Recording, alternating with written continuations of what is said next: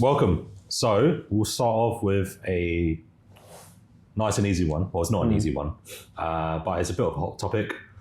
So in the DMs, we've got one about bench depth. The DM says, I'd be curious to hear you both discuss how you're interpreting the rule, how you're coaching lifters who struggle with hitting elbow depth, methods that haven't worked for you or your lifters, and others might try. Thoughts around the inconsistent judging at Worlds. I find it particularly interesting how this differs by weight classes too. Thoughts around the sync technique relationship to heaving and how people affected are going to adapt if this is refed differently next year, as I've heard. Also, if you were in charge of the technical rules, would you change the wording of the rule and the rule itself to be a different standard or revoke it altogether? There's a few questions in there. That is a few questions. So why don't we start with bench depth first? What was the first bit? The first bit is how you're coaching lifters that struggle with hitting bench depth. So do you want to start or do I? You can start if you want, but I can give you a case study. So I think for me, a lot of my lifters, I don't think I can only think of maybe like two people. I think the fortunate thing about this is that it does affect a minority of people. Like if I look at my whole roster, this maybe affects less than 10% of lifters. Yeah. So, but like it's still 10% of lifters is still a good number of lifters that this affects. Yeah, I think for me it affects like maybe even less than 10, maybe like 4%, 5%. Yeah, less than Yeah, so it's like 10%. It's only like two people that I can think of that essentially have this problem. Mm-hmm. And for me, I think one of the big things, and a lot of coaches, I guess, will try to, we'll think about it as like a range of motion issue, because a lot of the whole premise of the bench depth is for people to move through a somewhat appropriate range of motion, right? So people think about it as like, oh, it's a range of motion issue, right? So I got to increase the range of motion in order to hit bench depth. But I think the limitation here is you can actually increase the range of motion by kind of adjusting grip, as well as you can increase the range of motion by, lowering your arch or even like sinking, right? Which we'll talk about for sure. But I think the big issue is not to kind of think about it so much as a range of motion, a solution to increase the range of motion. Will your range of motion increase? I think so. I think it's part of the equation, but it's not the only part of the equation. So I think more of a range of motion problem. It's also like a perception problem in terms of perception by the referees, as well as a perception of or maybe I wouldn't say perception, but a proprioception issue, right, for your lifters. So if you are obviously using a bench grip that is very tucked, or kind of in a closed grip manner, you will have this issue of the kind of like the humerus being slightly further away from the referee. And I think that people have talked about this as well, and like objects further away like feel like they're kind of like smaller, right? So in that sense you almost look like it's going through a smaller range of motion. And the problem with this is, you might be able to kind of, for some lifters, depending on the length of their humerus, you might be able to get away with it, because the way that their arm moves, it's like they have this motion where as they come down, the kind of like elbow kind of moves closer towards the referee, right? Yeah. And I think that kind of solves the problem for those lifters. But say, for example, for myself, or like for lifters with a lot like shorter humerus, you will have this problem where even if you close grip, it actually looks way higher, because now it's further away, and the angle of the humerus looks kind of like more. It looks less parallel by the time it touches the chest, and the way that you could tell is obviously there are three referees, so you would actually look from the side referee's perspective, and you'll see that, oh, okay, like actually from the side referee's perspective, they look like they're hitting depth because the arm is kind of closer to them and the elbow is lower if you look from the side. But if you look from the front, they're always gonna get like a red light because it's further away. And I think one of the things is if you have like a smaller arch but a shorter arm, you could probably get away with a longer like arm, you could probably get away with it because get away with what? Bench depth. Yeah. And this also accounts for the inconsistent refereeing as well, right? Because if you physically move through a larger range, right, and the referee sees that, and the referee's like, oh, okay, this person is not trying to cheat the rules. They might still just give it to you because you've actually moved through some sufficient range, even if you haven't technically hit depth. If you were to kind of like freeze frame, draw a line, and things like that. And I also think that this perception issues is such a big thing because if you look at worlds, I know I'm kind of like just like spitballing. There's no real structure at the moment. But if you look at worlds, some of the refs would sit really close, and some of the refs would sit like really far, right beside the live stream camera. On like if you look at the stage at Worlds this year, it was literally like the chief would sit on a platform by itself, like they constructed a stage for the chief referee to sit beside the live stream camera. So on that note, as a coach, where do you when it comes to like getting your lifters to, like, for those minority of lifters that this topic does affect, where do you like to get lifters to record their bench to like ensure that you're in a good place with bench depth? So I think one of the things is if you are recording from, like, do you keep the camera quite low and like sort of look across? No, because if you go from really high up, it'll look high. But if you go from really like low down, it will also look high. So that's the thing, right? I think there is no like effective training solution in terms of like being super you kind of have to like go and like referee a little bit to like have some sort of skin in a game of judging bench depth. Do you see what I mean? So obviously, like if you're a coach and you sort of struggle with that, I think go, if you're not qualified as a referee, go get qualified as a referee, support the community. But I think the thing that if you want to ask, if you ask me personally,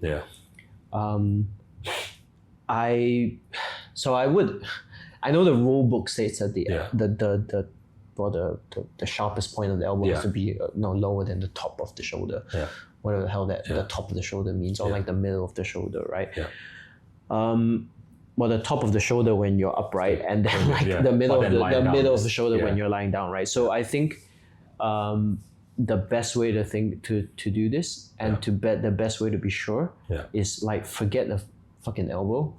And just the thing that was actually communicated to me by one of the regional chairs in the IPF was that, or technical chairs, is that actually what they're looking for, and the best way to look for it is like if you were to look at all the screenshots of people with inconsistent depths, or like the inconsistent refereeing, the thing that the referee can actually see is like a parallel line of the top of your arm.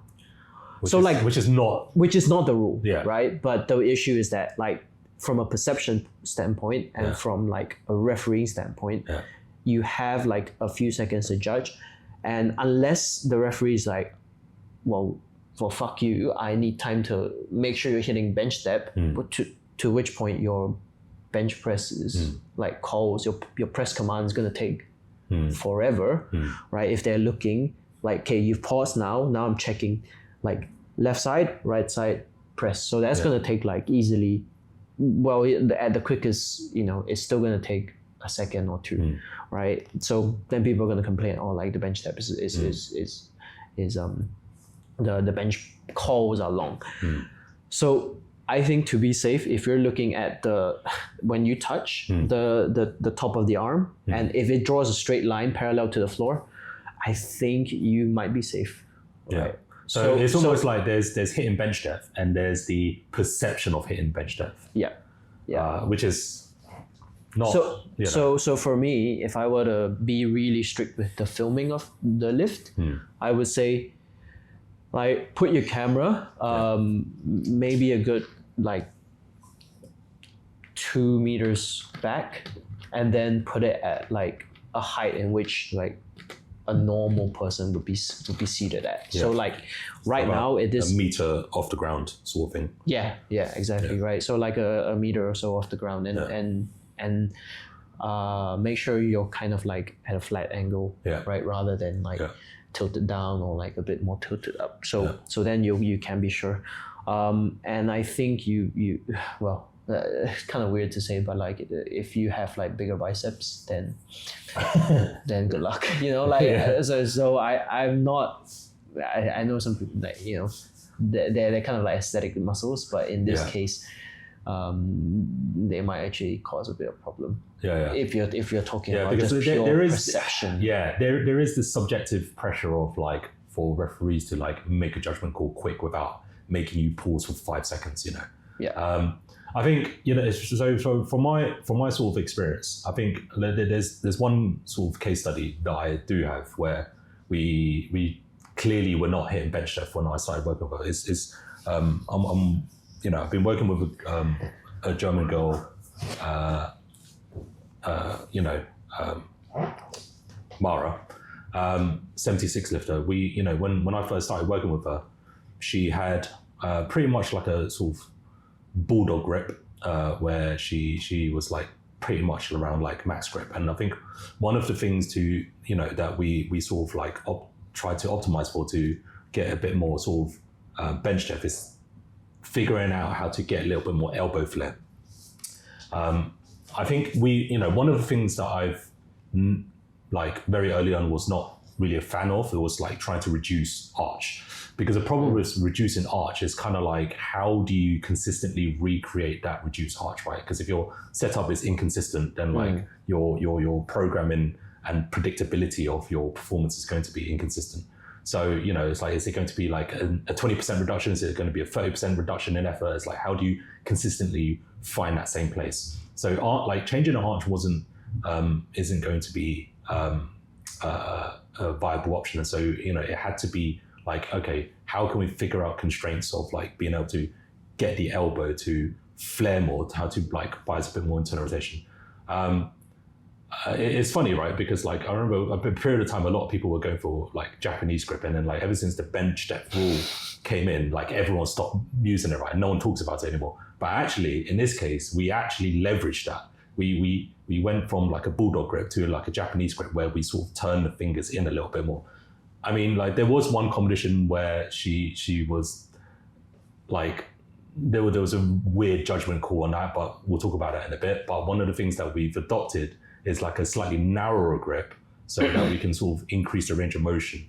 But then we also adopted a Japanese grip where we sort of really opened up the fingers and like really brought it closer towards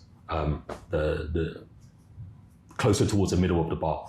And that's allowed her to have a slightly higher touch point towards the collarbone area, right? And so, and one of the things that we sort of like, you know, it was going to be a slightly riskier position, but fortunately we were able to sort of, you know, manage her sort of movement prep and accessories in a way that allowed her to be able to sort of maintain sufficient range of motion in the shoulders, so she doesn't get sort of wrecked from it. But, you know, fortunately enough, she's been like absolutely fine with that.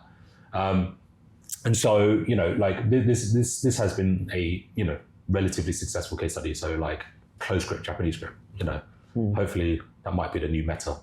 I think for me, another point to note is that on that perception point is also like the angle of your forearm. So like, obviously if you're max grip like this, right?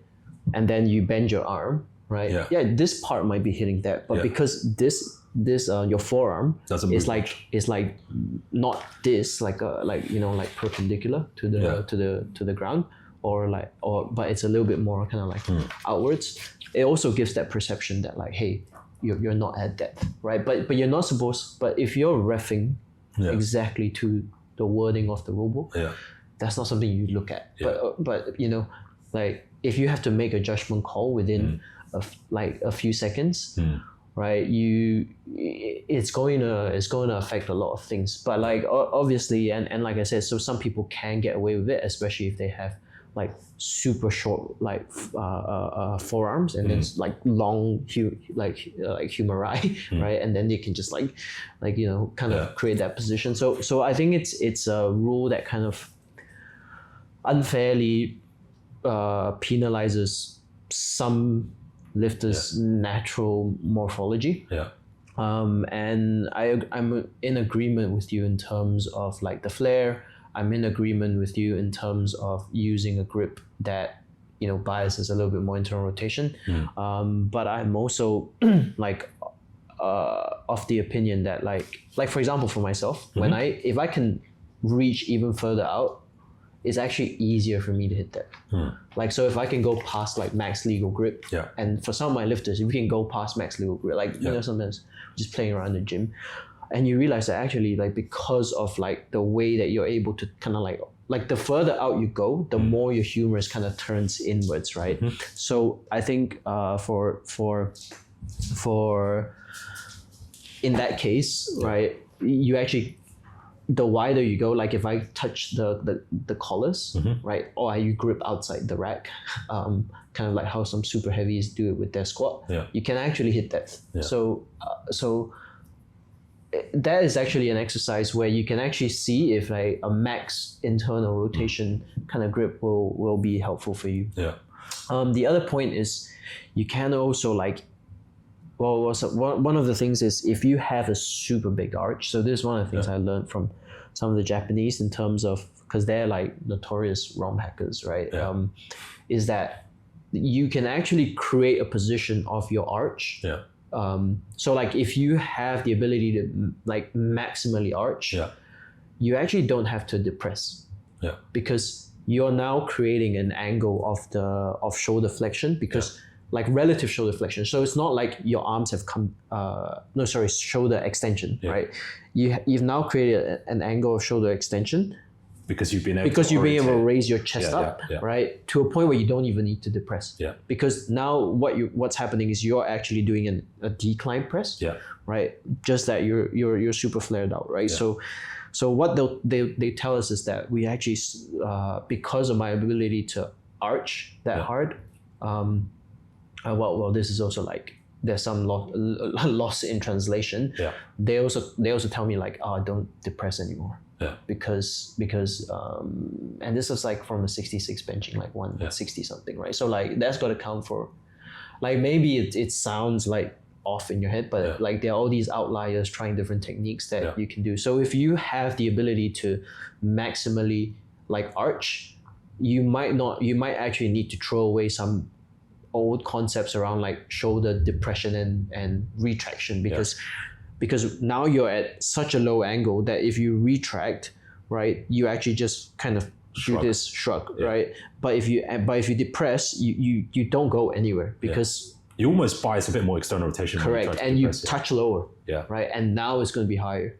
So you literally need to like keep your shoulders loose, wedge it into the bar, and then like arch super hard, and let the arch be the stability, and you just like just thoracic extension rather than scapular pure movement, pure just like thoracic extension. So that's one of the workarounds if you do have that. And then the last thing is definitely, I think for some lifters, you can actually just like lower the arch by just moving the feet further out. Being able to have a consistent place that you and I always tell my lifters like reference the bench itself, because there's an upright, right? And you can use it from there. So TLDR, I don't really think about too many grip changes unless it creates that perception of the forearm being like a lot more perpendicular, like it looks more like stacked. And then subsequently, I think one of the big things is like play around biasing towards more internal rotation. I don't really use the sync too much with my lifters, just because in my own biases, I prefer more consistency. Yeah. Like I don't want them to be like, oh, this technique, like the success rate of this technique is 60%, right? So like every time I send a lifter out on the platform, it's like a toss of a coin. Yeah, it's like, it's like I'm just gambling, and maybe you need to do that. And you definitely have been seeing that being like red lighted quite. That sync technique has been red lighted a lot. Yeah, I think like from a mindset point of view, as frustrating as it can be with the inconsistency with being rest, like the way I see it is like extreme ownership, right? Like a bit of like Jocko Willink here is like you know.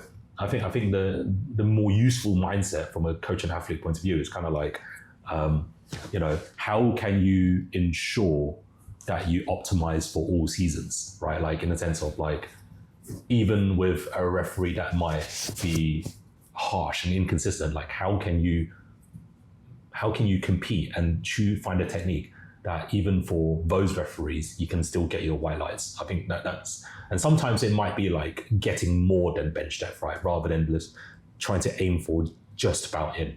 And that's, that's just the name of the sport, right? I think one other useful point that I've found quite useful is when you do adjust your technique, if you do, like, you're still doing, on paper, you're still doing your competition bench, but if you change your technique, one of the things that I've observed is like the programming, the sort of training dose that was previously effective is now has become somewhat like less optimal. And so it's like comparing the programming of a low bar squat and a high bar squat, right? It's like, yes, there's still back squats, but because you're doing because there is a variation of the movement, you're essentially doing a different exercise. And so that's also another thing to also look at as well. It's like you almost have to like pretend that you're programming a different lift if you do end up making like considerable changes with regards to your programming. And I think this is something that like Mara and I have observed is like when we made those changes in the technique, suddenly like what was optimal before, what she was getting stronger before, was no longer working for her. And so we've had to sort of like, adjust some of the training variables of volume and intensity for us to like continue to make good progress again. Which took us maybe like 1 or 2 blocks to do, but was, something that was inevitable. I think one thing that people have been speaking to me about is this sort of asymmetrical bench press, right? So where people have this situation, and it's commonly on like where they're hitting bench depth on the left arm, but they're like super high on the right arm because they don't have that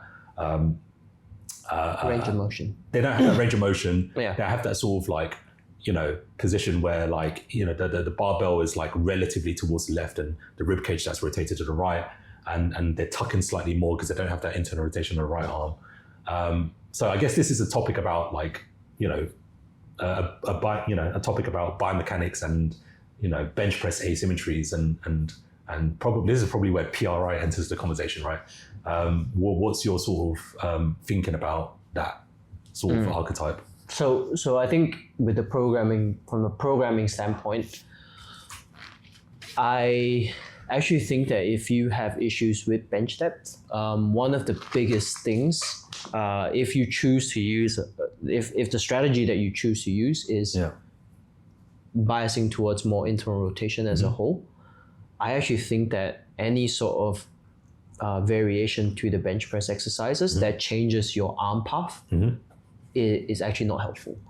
So things I would avoid is any sort of grip variation. So I would not mid grip, I would not close grip, right? Because your problem now is directly in kind of in relation to your arm path, right? So what do I mean by arm path is like, so a lot of people, I think in powerlifting don't talk about arm path, especially on the bench press, is that basically the arc in which the arm travels during the bench press, right? So if you have a close grip, you have a very tight arm path, right? And if you have a super wide grip, you have a very like wide arm path, right? So it's a kind of like if you think about the angle between your arm to your torso, right? So if you are trying to get better at hitting depth, one of the big things for me is I would use, if I were to kind of play a range of motion, I would change the torso rather than the arm. How so? So, for example, I would be more biased towards using a Larsen press compared to a close grip or a mid grip, because the minute you change your arm path, right, the feeling of hitting depth is going to be vastly different, right? The musculature is going to be very different, right? No transference. Like there's the transfer. I'm not gonna say there's no transference, right? You can still do your close grip, your mid grip for other more reasons. Hypertrophy based, like bench pressing.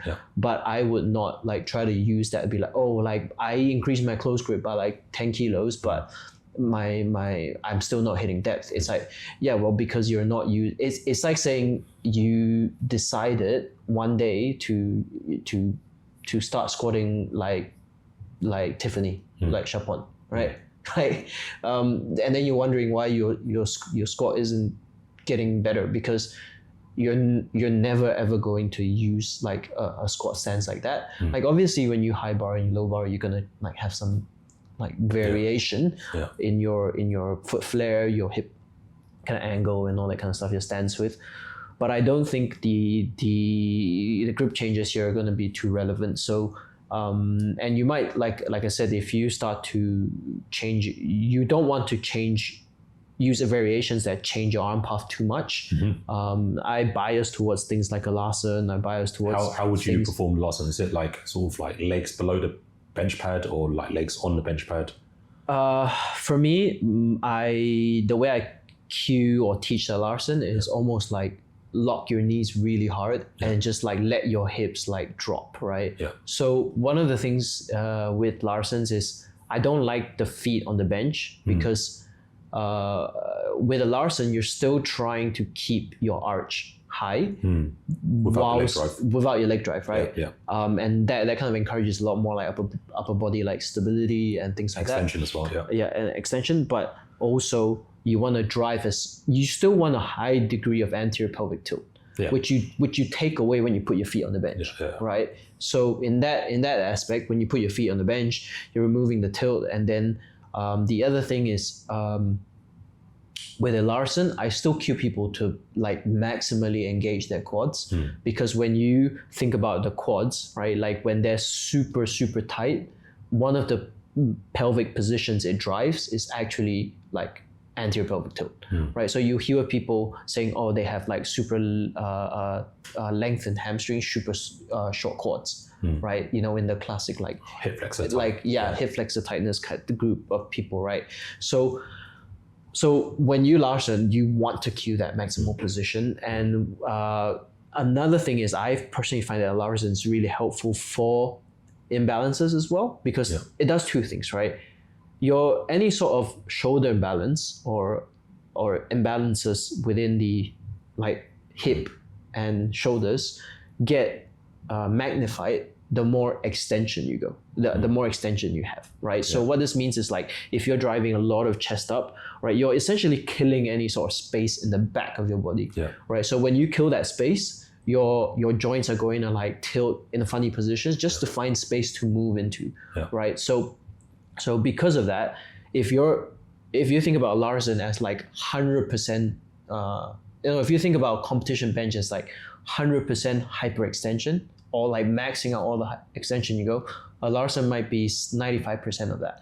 And that 95% extension might just be enough for you to manage any sort of twist that you have, and for your body to feel a little bit more even, right? And then you expose it to the increased range of you expose it to the increased range of That's right. There's a part 2 coming. You were saying.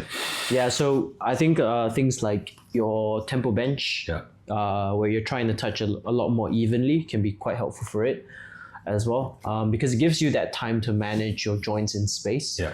And then you have, I think long pauses can be really helpful as well, just to build up that positional strength.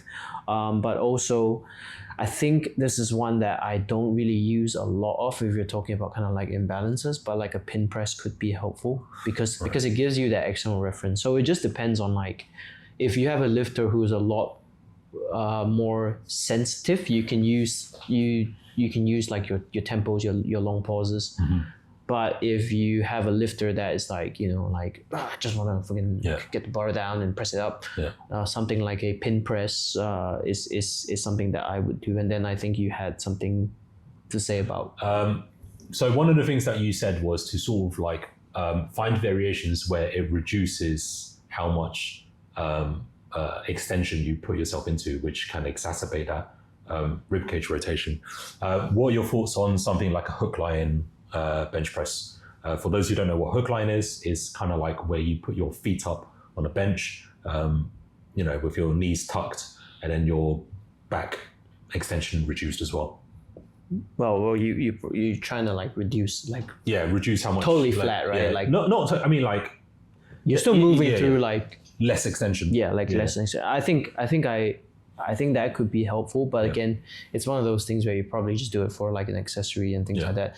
I like hook lines just because I don't like to max out extension for lifters when you don't need it. So I don't like a super arched up dumbbell press because I think you can line up your pecs, so on and so forth. But at that point, unless you really truly can't handle it, I would just personally kind of almost just bias towards benching more, right? Because that will get you better. But I like the hook lying in terms of just like general scapulo, like humeral rhythm, right? Teaching how to move the arms on a stable rib cage, and moving the scaps with the arms, right? Which I think a lot of people, from a movement standpoint, they don't cue it well, because you see a lot of like pre-retraction in bench press, or you see a lot of just people just moving through their arms. So what this will look like is, if you look at a bench press itself, it's almost as if their shoulders like don't glide, and they just move through the arms. Typically, you see that with people who have like soft lockouts. That's when they're like maximally squeezing their back and things like that. Or like if I have some lifters who when they wear like a stringer to train, you see like a lot of lat activity, and that lat is just like just clamping down on the scap, right? And you don't really want that, because you don't want the lats are kind of like antagonists to the pecs, and it's kind of like driving with the handbrake down, right? So you can still move, but why? I think one of the things that I've definitely found useful from a sort of range of motion perspective, and just restoring that sort of like shoulder variability, is like looking at the accessories as well. I think one of the things that I've found quite useful, whether you struggle with bench depth or not, but more, with the guys who struggle with the sort of asymmetrical bench press, is getting people on their side, and doing stuff like side planks, short lever side planks, as something to sort of finish off the bench session. So typically, one of the things that you do see is this sort of like, they get bench, they're a lot lower on the left elbow and sort of like more tucked on the right. I sort of get people, when they're doing the right side, I often sort of get them to have like their hand being pronated, and then I might get some sort of like rotation through that sort of side plank variation, like a short lever side plank. So that's something that I've been a big fan of. And then like, that can help like restore that pronation, just helps you restore that sort of internal rotation on your right side, and that allows you to just flare a little bit more. That can be helpful as well. I think generally, like just creating a lot more like external rotation on both sides can help Not necessarily like even, I'll just make it less uneven, if that makes sense. That's been extremely helpful. And just basically like sort of countering the sort of extension and retraction that you put yourself in just by the mere nature of doing lots of squats and deadlifts in as a powerlifter as well. So that's definitely been helpful. What are your thoughts on the accessory side outside of just benching?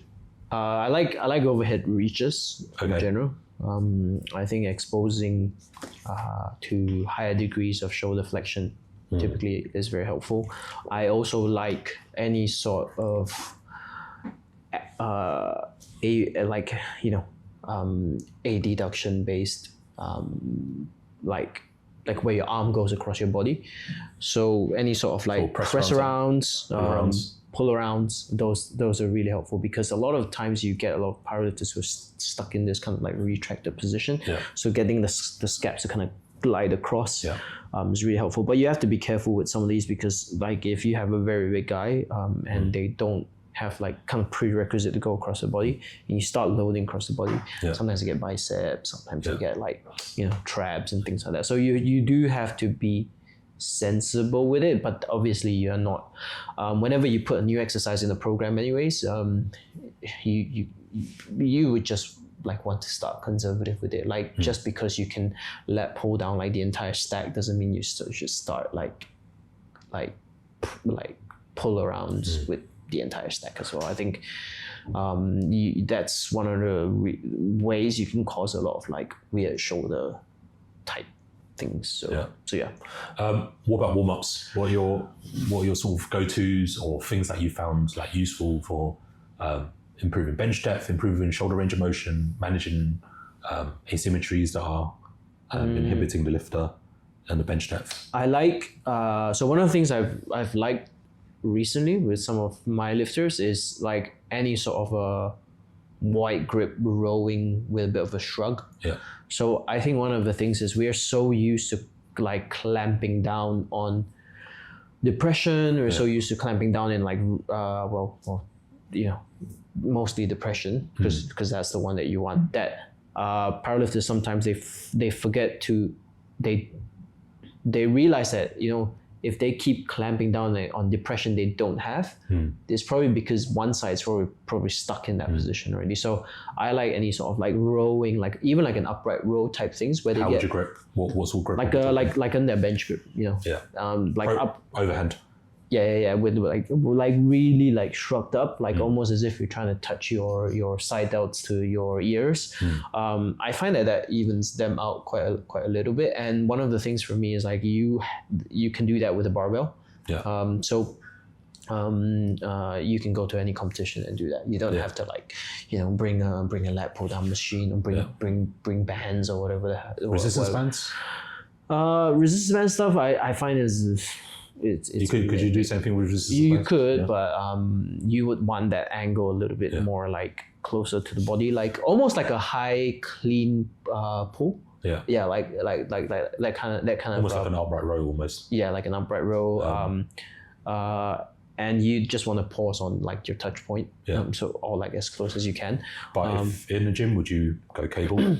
In the gym, I think for prep, I try to keep it simple, and so an upright, the kind of wide grip upright row or row with a shrug, I call it, depends, because some people don't have a lot of range of motion in an upright row, so you want almost like a bend over row, and then you just shrug at the top, and also I like actually one of the things I've been like revisiting is just any sort of like foam rolling of the lats.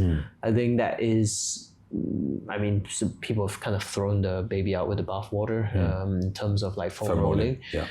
But I find that like I don't think about it as like stretching out the lats or anything, or like adhesions or anything like that. I think of it as more like lateral compression. So like think about side lying, where you're just like using something to push it in, like an external reference. And then also like there is that added benefit of just kind of like inhibiting the lats a little bit. So like you're like neurologically like shutting the lats down a little bit, so that because the lats are very powerful, like very big muscles, so they can pull quite hard on the scap. So if you just like chill them the hell out, your scabs will just feel a lot better, and then they can move through it. So like these are the two things if I were to pick in terms of like, you know, shortness. I think a super underrated exercise is actually the push-up. Oh yeah. I think you know it's touted as just like something that you would do at school, right? In your secondary school, high school sort of like PE class. But like I think a push-up can be very powerful if you know how to sort of put yourself in a good position to be able to do them, and just get a little bit more sort of like scapular rotation going, and just sort of minimize that sort of you know, get you out of that sort of end range retraction that you might have more on like one side. And you know, and it's decently easy to do, like everyone can do it. But just maybe when you're doing it, Not everyone. No, fine, fair enough. But yeah, I think you know, just when you're doing it, like try to sort of almost reduce how extended you are when you're doing it. I think that it's a massively underrated exercise, and you know, it's not, you're not necessarily doing it to necessarily optimize for hypertrophy, but just more for like movement options as well. Like, you know, just being able to like move well. I actually had a guy who that you go push-ups to. Took his bench from like 157 to like 170 because he was in camp, and he would do like before, like I think they call it like mealtime training or something like that. So like before their meals, they would do like 3 by 20 push-ups, right? So he do that 3 times a day, and then his bench just blew up. And then when he stopped doing it, because he just like, you know, so he just got a bit lazy around that, and then his bench was like, and I was like, dude, like your training hasn't changed, but why? And he was like, oh, I think I stopped doing push-ups. So it's like a staple for him now, and it's just body weight, right? So I don't know. I think I think there is a benefit in doing like some sort of like push-up movement. So I don't know, that might be the new meta, the secret exercise, weighted push-ups or some sort of thing. So I don't know. Weighted push-ups has always been a little bit like, it's just hard to load. It's hard to load and hard to do by yourself. You have to depend on someone, and also it kind of just like puts you in a lot. If you don't manage, if you have weak abs, like it can just put you in a lot of extension. Which, you know, when I sort of like think about doing the push-ups, I try to move people not necessarily into flexion, but just less extension. But I think one of the, you know, I guess we'll sort of like talk about, you know, whilst we're on this topic about like volume work and bench press, so I guess we could sort of organically talk about like things that we've seen that have been key for getting people really big benches. I think one thing that I've definitely seen like that's been quite common, and as you sort of see this, like I mean, like two sort of nations that are known to have like really big benches are the Japanese and the Swedish. And one thing that I've definitely noticed, and I don't know if you've sort of noticed this, is there definitely seems to be a lot of emphasis, and I've spoken to Lewis from Forza Performance about this, is there seems to be this like culture of having a lot of background volume. And I think, you know, and I think one thing that I see everyone else doing that's different is that like people almost program the bench press in a very similar, sensitive way to programming the squat and the deadlift. I don't know if you noticed that, whereas like with the sort of the Scandinavian lot, the you know, and the Japanese, that there's a lot of like ultra high rep volume as a staple. And I don't know, you know, what your thoughts are on that and why that's the case, and you know, and then whether you see something similar. I think regardless of lift, you should be over time in your career looking to do like just more work. In all forms, right? So like if you look at like someone like a Chance, like he found a way to accumulate much more deadlift work via like, you know, his accessory movements, like his hyperextensions and things like that. You know, in the squat you have people doing like belt squats and just to make up for the difference. So like I don't know if you would count these as like background volume in the same way that the Japanese would or like the Swedish would. But I think one of the big things is you're just you're just leaving some sort of like stuff on the table if you're just like not not trying hard enough in terms of his like overall like workload and tonnage. And I think one of the big things is definitely getting people to a point biomechanically to be able to handle that amount of work. Right. So and even if your mechanics don't look the best, like if you're pretty smart with like the intensity and the volume, you can still get a lot of work done. But my thing is, and I think my thing is you're always trying to get away. It's kind of weird because you need to do more, but you also try to get away with doing as little as possible, right? So a lot of people, they're like, oh, when they hear this, they'll be like, oh, I'm gonna bench press like 5 times, and then I'm with like 150 reps per week, and then I'm going to like incline bench, and then I'm going to tricep extension, and I'm gonna. It's like, I don't think that's the point that we want to. We don't want to like go to the MAV immediately, but I also think that the other thing is you don't want to be like cruising on a set like volume, or and if you just are just like comparing blocks, you don't want to and if you see no increase in tonnage, that is like the why you're not progressing in the bench press as well. So so I think get yourself to then the 2 nations that you mentioned, they are technically like great benches as well. They're not like, and obviously like, I don't know if it's a right way to put it, but like if you look at some of the like Western nations, right? They're just like, oh, I'm just gonna do more work, but it's like, but it's like, but your pattern is not like allowing that work to carry over as well, and you can get away with doing a lot more work until your body's like, no, because you're not actually loading target muscles. I guess from the mechanism point of view, I think one there was an article from Greg Knuckles on Stronger by Science, where he sort of looked at the research and showed that one of the sort of bigger determinants of long-term strength development is muscle hypertrophy. Right. So I guess accumulating all of that volume is just like providing that sort of background hypertrophy. And I think people have been focusing so much on like optimal training dose that like people there may be a small neglect of that long-term development of hypertrophy depending on where you're from. So I think but obviously like, when you build up to that sort of level of volume, it's obviously going to be a graded level, right? You don't want to just like slam yourself into that sort of high volume approach, and you want to sort of introduce it slowly across time as well. But anything else to add on that? No, that's it, I think.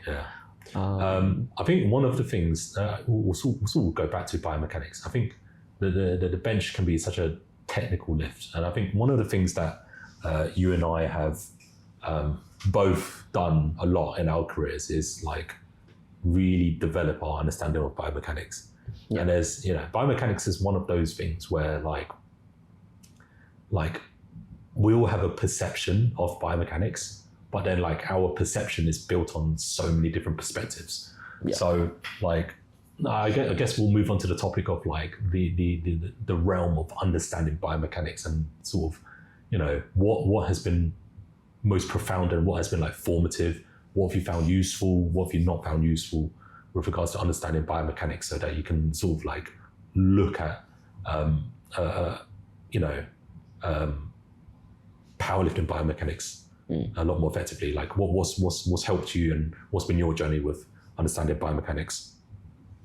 I think it has to kind of start and finish, or I wouldn't say finish, but I think it has to start and be integrated back into the thing that you care about. So like a lot of people learn biomechanics in terms of like the PRI stuff, the the compression and expansion, type thing.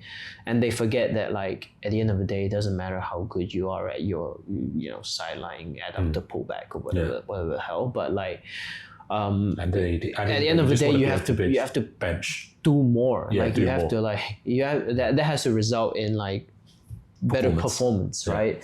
And I think it can be a bit of a rabbit hole with some of these lenses. yeah. So for me, I think it has to start like in terms of you ask me about my journey. Yeah. It's like you start out as a lifter wanting to improve your performance, right? Then you learn all this stuff and you're like, okay, that's great. But how does it reintegrate into your training? And for me, that is always like at the tip of my mind, because it stems from a curiosity to get myself better first. And whenever I learn something, I'm trying to like integrate it to my own training or like my own movement or understanding that a little bit better. And then I can be like, okay, like this works, this doesn't work, this works, this doesn't work. And the more I kind of pursue this understanding, the more I'm able to see that, hey, actually a lot of systems are pretty similar rather than different. So they're all different perspectives so of like the same thing. Yeah, right? so like I think at my like second world championship, or like one of the very first like international comps I went to, I was looking at all these like lifters in the warm-up room, and I'm like, oh my god, they're using such like outdated like warm-up modalities, works, fucking like couch stretch and like just stretching or like lat stretching, and I'm like that's so like it's like that meme with the guy in the corner of the room, and then they don't know, like it's like, we know, bro, just shut up, bro, like so I feel like, but now that I know more, I see like, okay, like he's like, this person's doing like a lat stretch, this person's like foam rolling, and I can almost reason out within my own model why those things work. Yeah. And then it's like they work, but not the reason that you think it is. Yeah. So I think that like that actually frees you to be more accommodating and to be able to use more like tools. Yeah. Because if you're just a breathing guy, then like you're always gonna go to breathing, and then one day you'll meet someone where like, oh, like nothing's changing, and then you're gonna be what, you're not breathing, right? Like that doesn't make sense, right? Yeah. Then you're gonna meet a super jack guy, and like they are just so restricted that the breathing doesn't work. Yeah. So you're just gonna use something. You have to use something else, right? Yeah. So I think that's where like my understanding with it comes. Like I think the word of caution or like the word of wisdom that I would put out is that you can learn all of these things, but it won't immediately make you a better coach until you actually your clients actually see the benefit in it. And you can be the best like biomechanics coach, but at the end of the day, you will go to a competition, you go to an IPF Worlds, and someone that's never heard of it, that does 20 kilos more on your total, or like they're just like we can talk about all of these things, right? But then you have someone like you see, it's like when it's enough. No, you see like a Timur come and do like 100 singles at 300 kilos. Then like you're like, fuck, like all this training doesn't all this breathing and PRI stuff. It's like, well, at the end of the day, is your lifter getting stronger? And it's like you see some pretty stupid things, but I think you're like, oh shit, like, man, you can do stupid things and progress. I think a lot of these lenses are useful, and it's like at the end of the day, a lot, whether you're a sort of like a muscle first guy or skeleton first guy, whether you're a breathing guy or not. At the end of the day, they're all lenses, right? At looking at movement, and lenses are really models. And models, as George Box said, all models are wrong, but some are useful. And you use these models to try and find a solution that's appropriate, right?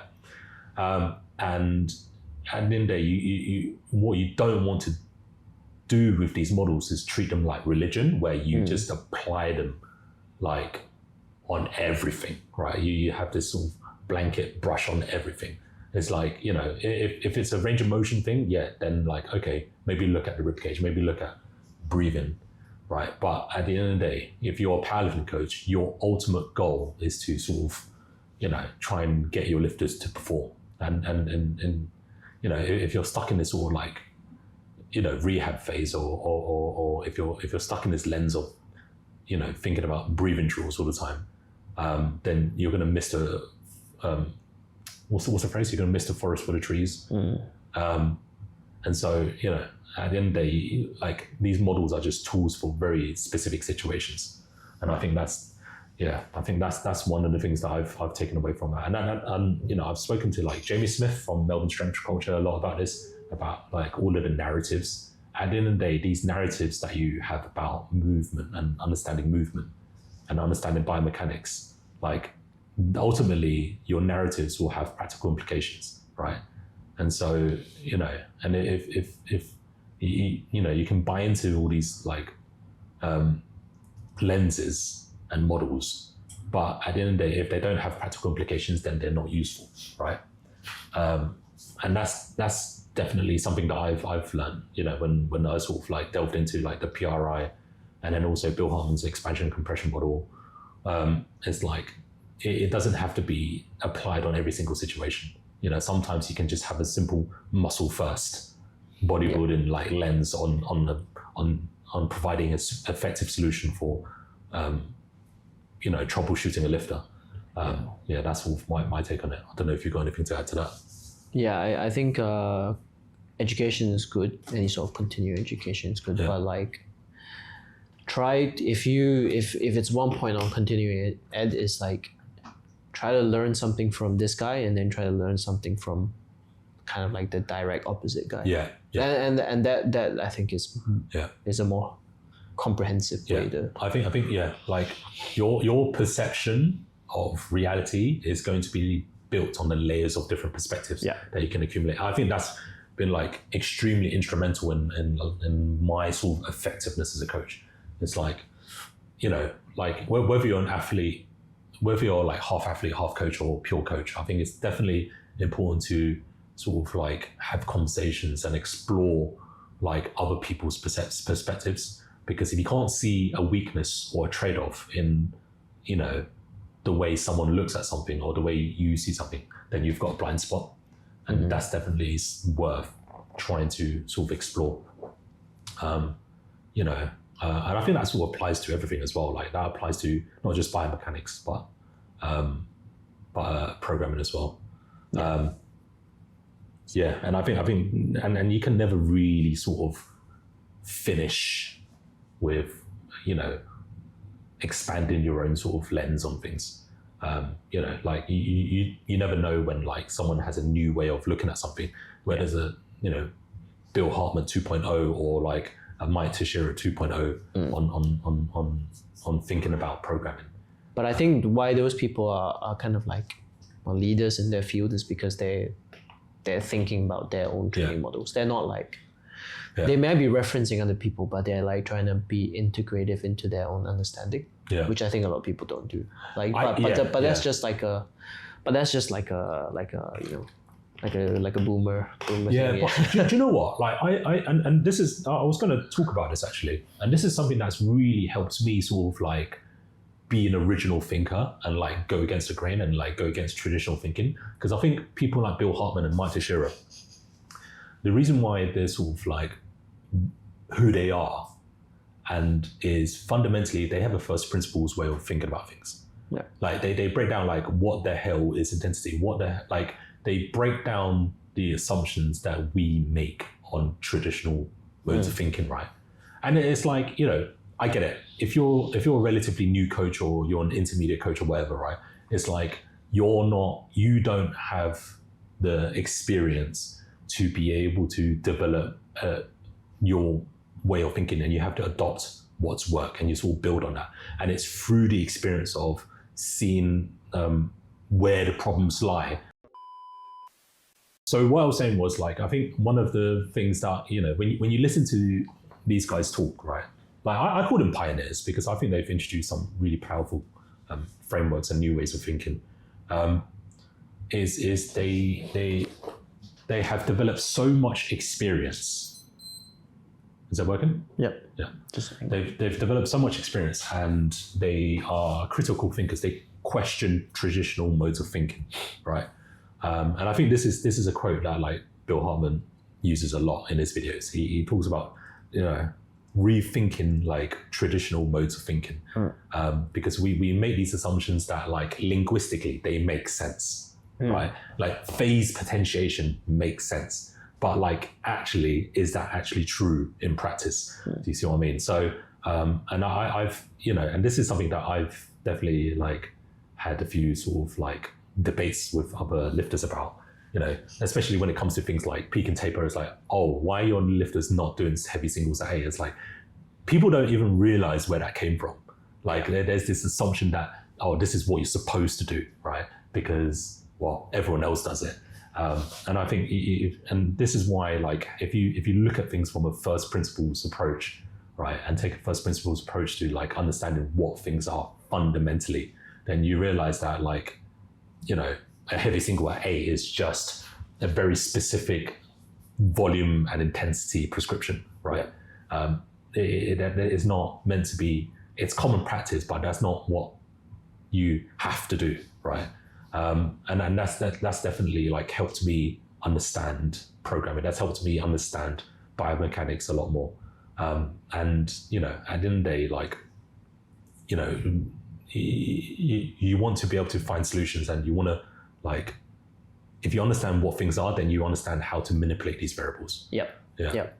So I think there was a question from one of in the Q&A that kind of relates to this. Is like talking about like tapering, right? Like, and thinking about different like tapering strategies. So how do you kind of approach like tapering for your lifters? I think the way I think about it is like, fundamentally, like philosophically, you want them to be strongest on game day. It's like, okay, cool. You want them to be strongest on game day, and it's like, one of the biggest things. I'll sort of talk about my journey of understanding and thinking about peak and taper, right? When I first got into like trying to explore and understand traditional peak and taper practices, you get all of these sort of like recommendations of like, oh, typically for a bench press you reduce things by this much and you reduce things by that much, and it's like they're very sort of, what's the word, prescriptive, yeah, right? And it's like, and you know, on a collective level, they may be, you know, whenever people say, oh, you got to take an evidence-based approach, you look at research papers and you look at some of, there's been some like research papers specifically on powerlifters, on peak and taper practices on powerlifters, and you have these sort of percentage ranges. Like, well, like, okay, you can drop volume by 10% or you can drop volume by 60%. It's like, that's a huge range. All right. Like, how am I, like, at the end of the day, like, you want to be able to individualize your approach to lifters, right? And so one of the things that I've been thinking about is kind of like, and I guess this is more of a Mike Teixeira sort of idea, is time to peak performance. But I think like I'm using the same phrase as him, but like the way he thinks about time to peak and the way I think about time to peak is probably slightly different, because fundamentally, like, his is more attached to his emergent strategy sort of framework. I think for me, it's kind of like when you design your sort of typical off-season strength block, your time to peak performance is kind of like when you are strongest within a block. And like, my way of thinking about individualizing peak and tapers is very much about leveraging like that aspect of a mesocycle, and like, okay, sort of like taking that and capturing like the essence of that mesocycle, and how you can sort of like use that to turn it into a peak and taper. And so, you know, and one of the things I think about is like timing it so that like you're at least getting stronger going into the comp. And this is like, you know, when people have these debates about, oh, should you have a a taper approach, or should you have a no taper approach? It's kind of like, well, that kind of really depends on how hard you're training, right? Yeah. You know, it's you know, people, you know, like there are some lifters where I have a sort of a bit of a mini taper because I think psychologically they benefit it more. If someone is a very consistent lifter and like they manage the externals really well, they're a very conscientious lifter, like I think they, you know, like I think they can benefit from having a no, you know, no taper approach and just sort of like leverage and redesign a traditional strength block so that they go into their competition day like getting stronger. Whereas if someone like there's a little bit more uncertainty, then I might leverage a bit more. You know, if someone is slightly, you know, more neurotic or like someone experiences more high stress externals, there's going to be a little bit more of a flip of a coin, and so those people I might leverage a bit more of a taper for, and it might be like reduce it closer towards you know, towards something akin to an introduction week. And one there's a concept that I sort of like started using, which is your minimum executed dose, right? And so your minimum executed dose is kind of like, you know, the volume and intensity that you've ever done, right? Because I think this is one sort of way that I use to stop people from like undertraining, right? Because like if you program in a way where like you manage to not detrain them, if you program a taper that is like less than your minimum executed dose, you run risk of delving into an unknown territory where you might actually like detrain them. So that's been like really instrumental in helping me like taper people without like the risk of detraining someone. And so, you know, I think there's a Charlie Munger quote where he talks about like one of the reasons why he's so successful as an investor is not because he's necessarily like very smart in anything, but he's managed to not be stupid and not like lose money. Does that make sense? Yeah. And so, you know, I think one way to like do peak and tapers really well is to not do peak and tapers really badly, if that makes sense. So like, that's one way I've been thinking about peak and tapers.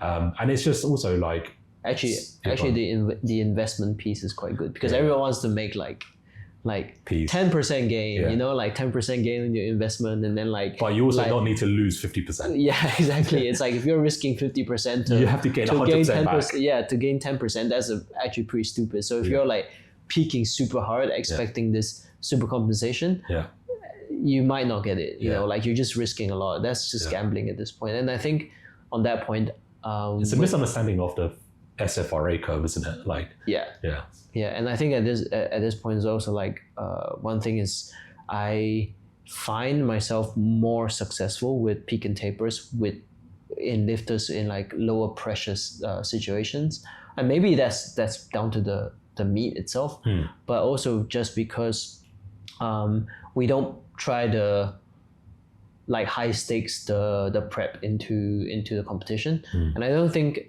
for most people, especially if you're like part-time powerlifters, you know, like what I mean part-time is like you don't make a living off of it. It's like it's actually a lot more predictable. And one of the ways that I create predictability in my peak and tapers is just like testing it, you know, every single block. So like for example, one of the things that I would do is at the end of every block I would run some sort of a taper, because it gives me, say if I have 12 blocks a year, right? 12 blocks of 4 a year, that is 12 times I'm making sure my taper strategy works, and I'm also making sure like I understand the lifter's training response with regards to your point about the, you know, the minimum executive minimum executed dose. Right. So I think in that sense, so to give you an example, if you were to run a block for 3 weeks, maybe you'd have your primary squat at the end of your primary squat, bench and deadlift at the end of that block. So I would run like a half a week, you know, taper, right? So for the first block, I might run like a very traditional sense of taper, reduce volume, and then keep intensity high and see how they respond on that primary day. And then if they don't respond so well, next block if they don't respond so well, I try to get their feedback on it. So I'd say like, oh, how did it feel for you? And it's like, oh, the weight didn't feel too heavy, but I felt like a little bit flat, which means that, okay, probably we'd reduce less volume next block. And if we did that again, and he's like, oh, okay, I felt a little bit better, but not as strong, and still kind of, sufficiently fresh, felt like good coming into that session, then I probably would be like, okay, like we'll do that thing on that third block where I'm just reducing a little bit of volume, right? And then I do that thing for that third block, and it still feels good, but it doesn't feel like, maybe if I'm comparing like week 3 performance to week 4 performance, it's only like a net gain of like, it's a very, normal gain in terms of having had that taper. Then on the fourth block, I might be like, okay, like let's try a no taper approach, right? So like on the fourth block, we're tapering, and he's saying, okay, like I feel like strong, I feel good, and that might be when we don't use a non-taper approach. And then on the fifth block, I might be like, okay, like they did that same thing again, and they're like, oh, actually I felt really blitzed, maybe because they got stronger and tonnages increased, relative intensity stayed kind of the same, but like it's still, so I'd say, okay, maybe next block we'll definitely run a bit of a taper, but we might trial a different strategy. So I might go into block 6 being like, hey, your taper is going to be an intensity taper instead of volume taper. So to give you context, so we might be doing like a secondary day, like a 4x5, right? At RPE, 7, and then back off with a minus 10% back off. So this next block we'll on a taper week, instead of like say reducing it by a set and increasing the intensity slightly, what I might do is I might just be like, hey, well, we're gonna keep 20 reps in, but we're gonna take the intensity down like significantly, so maybe like 6%. So that would look like on paper would be like from a 5 at 7 to a 5 at 5 minus 10%, right? So that's enough of a sufficient reduction in intensity, but still keeping the volume in. And then they come in on that primary day and they're like, oh, I felt super strong, and the bar didn't feel heavy on my back.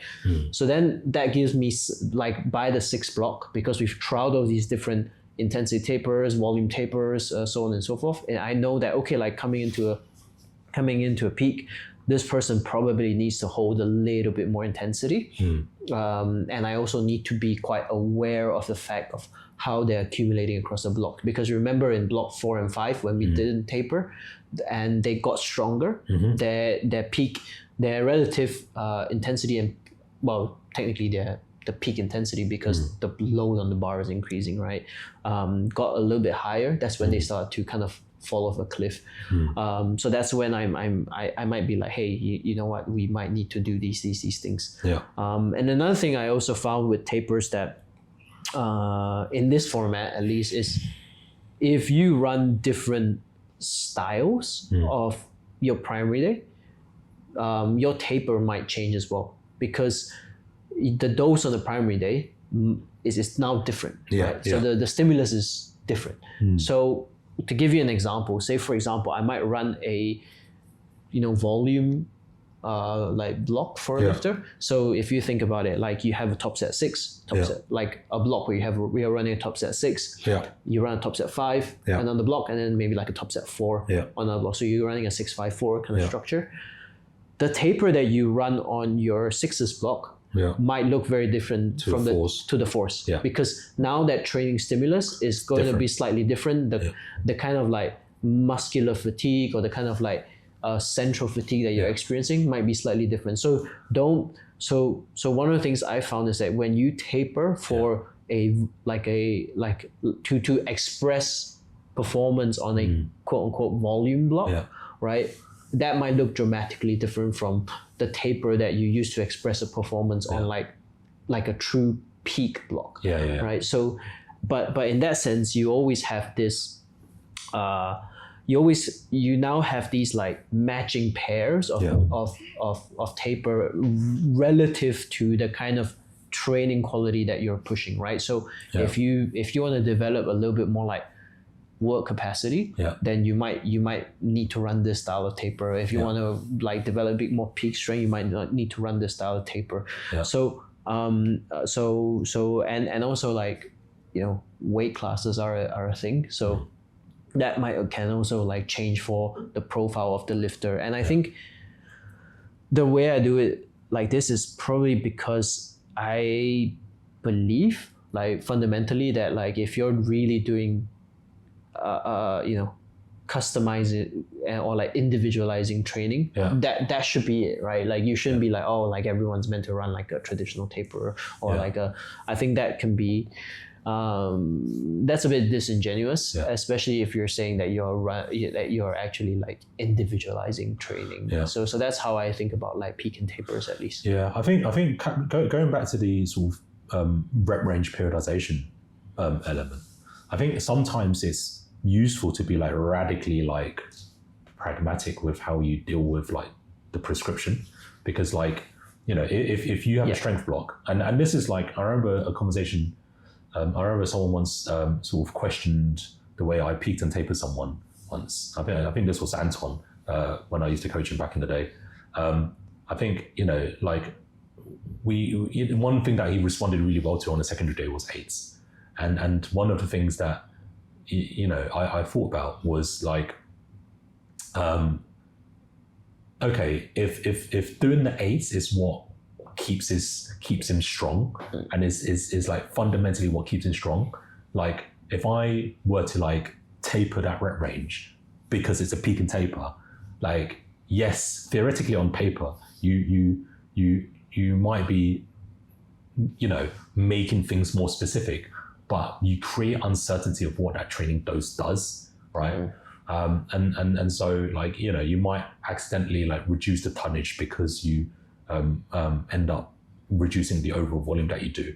And so that's not to say that like you shouldn't reduce it, but you create a lot of uncertainty. And so like, just because you are going into a peak and taper, that doesn't mean that everything needs to be like, all the variables need to change. Everything needs to like reduce in volume and increase in intensity. Like you end up, you know, increasing a lot of uncertainty on that. And that's just like coming into peak and taper design with a radically pragmatic approach. And you know, like a truly evidence-based approach of like using the evidence of the lifter's response. And so that's one thing that has been like really helpful for me, which is why like, you know, I don't necessarily change the way back offsets volume rep range is necessarily prescribed during a peak and taper. I often like keep that alive. But I think you need to just decide on what points of your program needs to like be stable. And then what needs to change and what needs to vary up.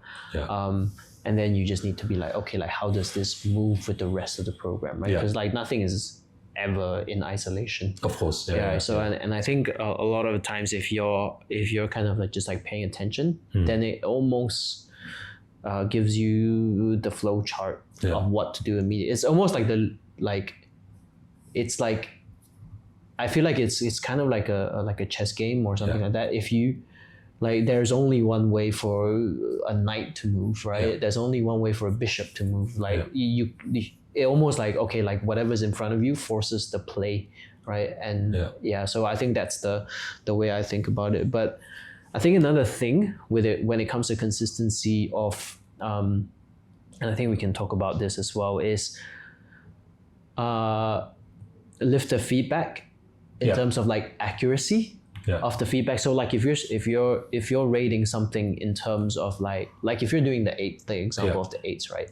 If your eights always move a certain way and you're always rating it a certain way, and you get closer to competition, right? And your eights start not moving a certain way, but you still consistently like rating it as that, then now you're just like muddying the data. And it's like, and I think this is also a point where lifters who are conscientiousness, they are highly conscientious, but they are not neurotic, right?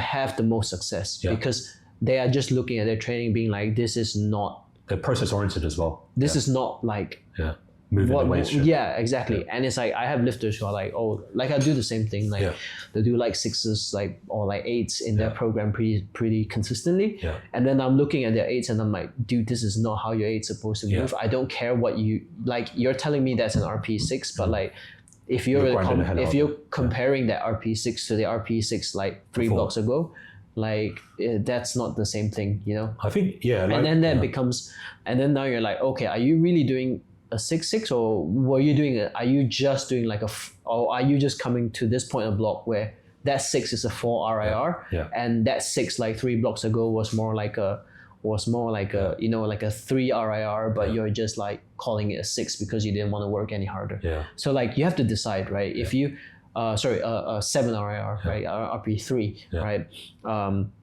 At some point you have to decide, is the training dose 4 RIR or is it 3 RIR? Because if it's 3 RIR, then I need to know and I will prescribe something different. 3 RIR as your kind of staple like training dose. Right? Or like 3, 4 or whatever. But so this is the point that I try to get through to my lifters a lot. It's like if you want your program to really be tailored to you, you need to report super accurately, and you need to start having like a high degree of sensitivity towards like what is truly happening, and like you need to know to a very finite like detail. Like you know, people used to say, oh, I can't rate 4 IR. It's like I can't rate like RP6. It's like, well, you should start learning, because the more sensitive you are to that, like the more effective you can rate. Like if you can tell your coach this is effectively 1.4 RPE, 1.5 RPE, right? I definitely have like 8 more reps in the tank. And like if you can be that like granular with your rating, obviously like don't fuss about it. Like the difference between 1.5 and 2 RPE is not gonna make like a dramatic difference. But like you know, if you can be that granular with it, it just makes you better. It just makes your sensitivity better, right? Like, and sometimes it's like, and for some lifters, I'm just telling them, hey, like, it actually makes our life a bit tougher as coaches, because you can't prescribe an RP2, right? But I think there is like a value in training at that submax of a intensity. I think this is more of an athlete mindset thing. I think you have to create emotional space for the possibility that this program might not work. You can't will it to work. Do you see what I mean? You can't fake it till you make it, sort of thing. Like, I mean, you can, but then don't expect like individualized. And it's like, and it's like you can't lie to your coach. Like I think this is a lot more prominent with like beginner athletes and some intermediate, and occasionally like 1 or 2 advanced athletes. You shouldn't be afraid of your coach like taking your intensity down, right? If it needs to. Like at the end of the day, your coach is not trying to hold you back. Like reducing the stimulus does not mean holding you back. If anything, they're trying to push you forward by like managing the fatigue. And you have to create space, emotional space, for the fact that like this oncoming block of training or this oncoming week of training might not be optimal for you, right? And it's like you do more harm by like being able to deny the acceptance of the reality of that. And so, you know, like at the end of the day, like it's not the plan, it's the planning that's going to lead you to success, right?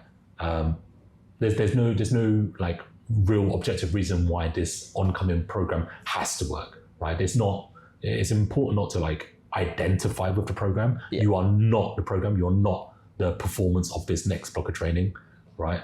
And this is what it truly means to be like process oriented rather than like outcome oriented, I guess.